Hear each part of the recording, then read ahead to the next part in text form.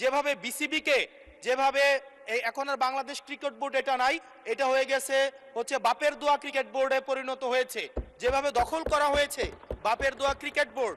এবং আমি যখন এই জায়গায় কথা বলছি ঠিক এই মুহূর্তে 28 জন বিচারককে মাননীয় স্পিকার তাদেরকে শোকজ দেওয়া হয়েছে তাদের ব্যক্তিগত তাদের চ্যাট গ্রুপে তারা হচ্ছে তাদের মতামত প্রকাশ করার কারণে বিচারকদের হচ্ছে মাননীয় স্পিকার শোকজ দেওয়া হয়েছে।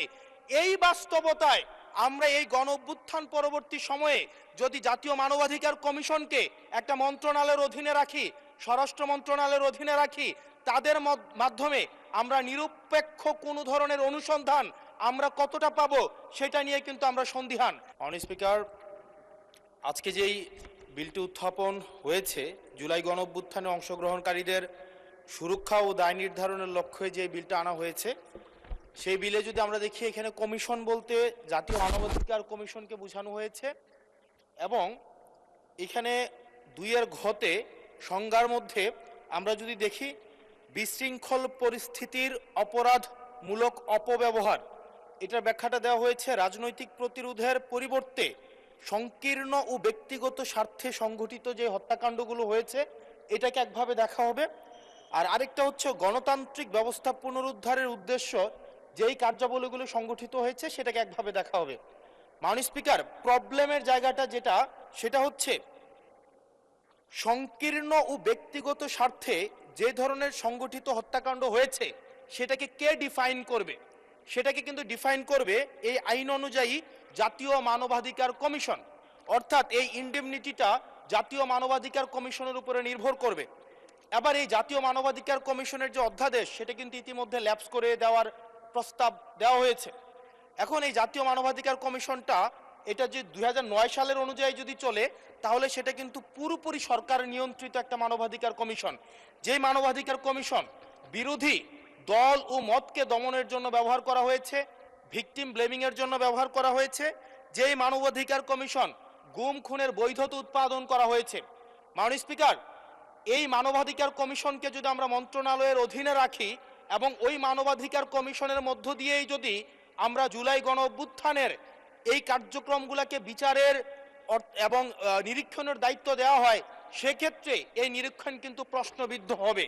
এছাড়াও আমরা যদি দেখি সাংবিধানিক প্রতিষ্ঠানগুলোকে যেভাবে নগ্নভাবে দলীয়করণ করা হচ্ছে, ইতিমধ্যে বাংলাদেশ ব্যাংকে যেভাবে দখল করা হয়েছে, যেভাবে বিসিবিকে যেভাবে এই এখন আর বাংলাদেশ ক্রিকেট বোর্ড এটা নাই, এটা হয়ে গেছে হচ্ছে বাপের দোয়া ক্রিকেট বোর্ডে পরিণত হয়েছে, যেভাবে দখল করা হয়েছে বাপের দোয়া ক্রিকেট বোর্ড। এবং আমি যখন এই জায়গায় কথা বলছি ঠিক এই মুহূর্তে 28 জন বিচারককে মাননীয় স্পিকার তাদেরকে শোকজ দেওয়া হয়েছে তাদের ব্যক্তিগত তাদের চ্যাট গ্রুপে তারা হচ্ছে তাদের মতামত প্রকাশ করার কারণে বিচারকদের হচ্ছে মাননীয় স্পিকার শোকজ দেওয়া হয়েছে।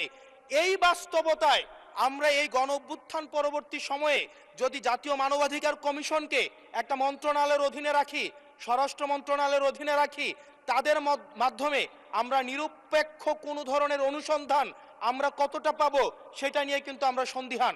সেই জায়গা থেকে এই বিলটিকে যদি আমরা বাস্তবায়ন করতে চাই, এটাকে যদি আমরা ফাংশনাল করতে চাই, শুধুমাত্র অর্নামেন্টাল না, যদি আমরা ফাংশনাল করতে চাই তাহলে জাতীয় মানবাধিকার কমিশনকে অবশ্যই সেটাকে অটোনমাস করতে হবে।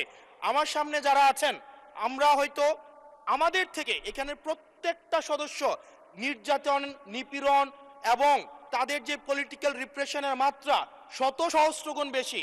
আমরা তাদের কাছে প্রত্যাশা করেছিলাম এই জাতীয় মানবাধিকার কমিশনকে তারা একটা স্বতন্ত্র বডিতে নিয়ে যাবে, অথচ আমরা দেখলাম যারা সবচেয়ে বেশি নির্যাতিত হয়েছে, নিপীড়িত হয়েছে, তারাই এটাকে একটা মন্ত্রণালয়ের অধীনে রাখতে চাচ্ছে।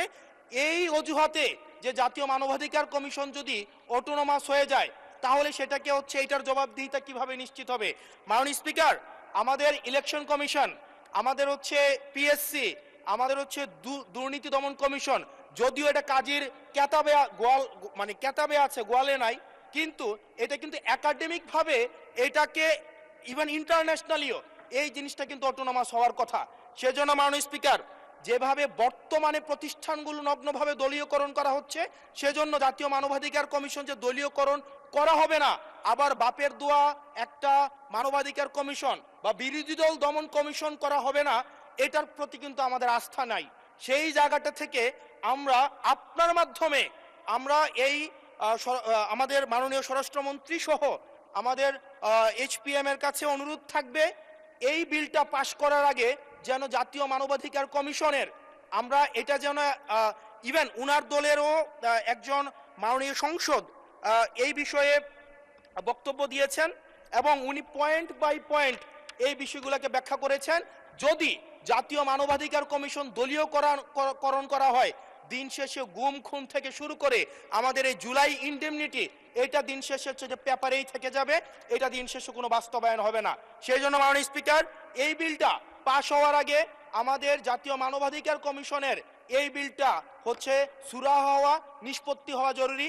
না হয় বিসিবির মতো আমরা আবার বাপের দোয়া কমিশন দেখতে পাবো, আমরা হচ্ছে বাংলাদেশ ব্যাংকের মতো আবার দলীয়করণ দেখতে পাবো, আমরা বিশ্ববিদ্যালয়গুলোকে যেভাবে এক ধরনের দলীয়করণ করা হয়েছে আমরা সেটি দেখতে পাবো, আমরা বিচার বিভাগকে আবার যেভাবে এখন ভয়ের মধ্যে নিয়ে যাওয়া হচ্ছে। ধন্যবাদ মাননীয় সদস্য।